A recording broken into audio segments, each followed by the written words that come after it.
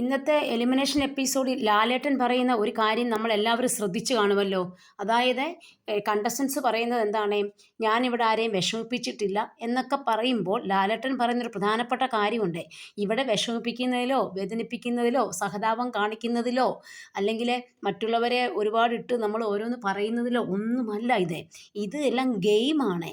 അല്ലാതെ നിങ്ങൾ മറ്റുള്ളവരെ എന്തേലും പറഞ്ഞ് വേദനിപ്പിക്കുന്നത് കൊണ്ടൊന്നും നിങ്ങളിവിടെ സേഫ് ആകുകയോ അല്ലെങ്കിൽ ഈ പറഞ്ഞ പോലെ മറ്റുള്ളവരുടെ വേദനകൾ നമ്മൾ ഏറ്റെടുക്കുമ്പോഴോ സഹനങ്ങൾ ഏറ്റെടുക്കുമ്പോഴോ ഒന്നും നമ്മളിവിടെ ഒരിക്കലും നിലനിൽക്കാൻ പറ്റത്തില്ല. നമ്മൾ ജയിക്കുക, അതായത് ഗെയിമാണ്, ഇതെല്ലാം ഗെയിമാണ്.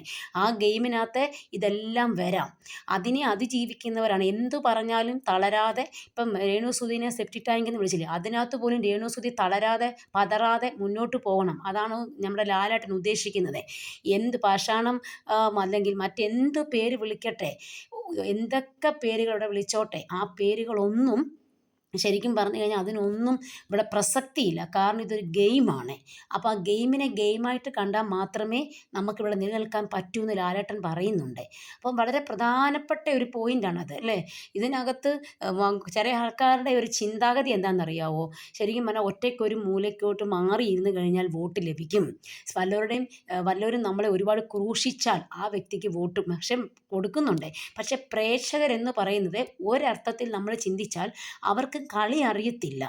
പുറത്ത് നിൽക്കുന്ന പ്രേക്ഷകർക്ക് ഒരുപാട് പേർക്ക്, ഈ പ്രായമായ അമ്മച്ചിമാർക്ക് അതുപോലെയുള്ള ആൾക്കാർക്കൊന്നും കളി അറിയത്തില്ല. ഇവരൊക്കെ ഈ സീരിയൽ കാണുന്നത് പോലെ എന്തെങ്കിലുമൊക്കെ കണ്ടിട്ട് അവരെന്ത് ചെയ്യുന്നു, ഒരാളെ ഒരു ഹൗസിലിട്ട് ഒറ്റപ്പെടുത്തുമ്പോൾ അവർക്ക് വോട്ട് ചെയ്യും. അയ്യോ അവരങ്ങനാണ്, അവനിങ്ങനാണ്, അയ്യോ അവരങ്ങനാണ്, അവർക്ക് ഒറ്റപ്പെടലാണ് എന്നൊക്കെ പറയും. ഇപ്പോൾ രേണുസുധി തന്നെ ഈ ബിഗ് ബോസിൽ വന്ന് കിടന്നുകൊണ്ട് എന്ത് കണ്ടന്റ് കൊടുത്തു. അവരിങ്ങനെ കരയുകയും പരയുകയും കിച്ചുവിനെ വിളിക്കുകയും സ്വന്തം കുടുംബത്തെ വിളിക്കുകയും ആ കുഞ്ഞിനെ വിളിക്കുക, അവരെ കാണണം ഇവരെ കാണണം എന്നൊക്കെ തന്നെയല്ലേ അവർ പറയുന്നത്. അല്ല, അവർ ഒരു കണ്ടന്റ് എന്ത് കൊടുത്തു, അവരുടെ ക്രിയേറ്റിവിറ്റി എന്താ, നമുക്കൊന്നും മനസ്സിലാകുന്നില്ല. അപ്പോൾ ഇതുപോലത്തെ ആൾക്കാർ ഇവിടെ ഇങ്ങനെ, ഇതാണോ പെർഫോമൻസ്? അല്ലല്ലോ. ചുമ്മാ വീട്ടിലെ കുറേ സഹതാപങ്ങളും വിഷമങ്ങളും ഒക്കെ പറയുന്നതാണോ പെർഫോമൻസ് എന്ന് പറയുന്നത്? അതിനെ ഒരിക്കലും നമുക്കൊരു ഗെയിമായിട്ട് കാണാൻ പറ്റത്തില്ല.